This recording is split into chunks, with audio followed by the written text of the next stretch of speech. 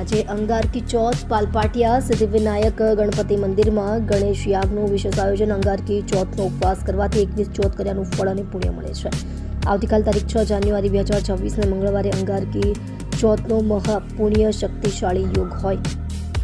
સુરતના પાલપાટિયા સ્થિત સિદ્ધિવિનાયક ગણપતિ મંદિર ખાતે ગણપતિ યાગનું વિશેષ આયોજન કરવામાં આવ્યું છે। સવારે 9 કલાકે ગણેશ યાગ શરૂ થશે અને સાંજે 4 કલાક બાદ તેની પૂર્ણાહુતિ કરવામાં આવશે। તદુપરાંત સાંજે 7 કલાકે મહાઆરતી અને રાત્રે 8 કલાકે સમૂહ હનુમાન ચાલીસા ગાનનો કાર્યક્રમ યોજવામાં આવ્યો છે। સિદ્ધિવિનાયક ગણપતિ મંદિરના મેનેજિંગ ટ્રસ્ટી નીતિન મહેતાએ જણાવ્યું હતું કે હવે મંગળવાર સાથે વદ ચોથ આવે તેને અંગારકી ચોથ કહેવાય છે, જેને બીજા શબ્દોમાં સંકટ ચતુર્થી એટલે કે સંકટમાંથી મુક્ત કરવાવાળી ચોથ તરીકે પણ ઓળખવામાં આવે છે। સંકષ્ટી ચતુર્થી એટલે ચતુર્થી જે સંકટને હરાવે છે। આ દિવસે ભક્તો વિધિ મુજબ ભગવાન ગણેશની પૂજા કરે છે। માન્યતા છે કે વ્રત કરવાથી ભક્તોના તમામ દુઃખ દૂર થાય છે અને ભગવાન વિનાયક તમામ સંકટ હરે છે। દર મહિને પૂર્ણિમા પછી આવતી ચતુર્થીને સંકષ્ટી ચતુર્થી કહેવામાં આવે છે, જ્યારે અમાસ પછીની ચતુર્થીને વિનાયક ચતુર્થી કહેવામાં આવે છે।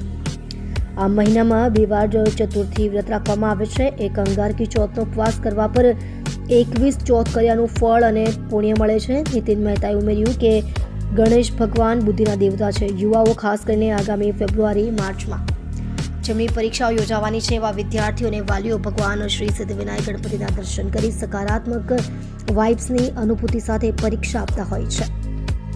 આપ જોઈ રહ્યા છો ગુજરાતની સૌથી પહેલા ખબર આપતી Surat express news channel director Rajesh મંગલેની સાથે।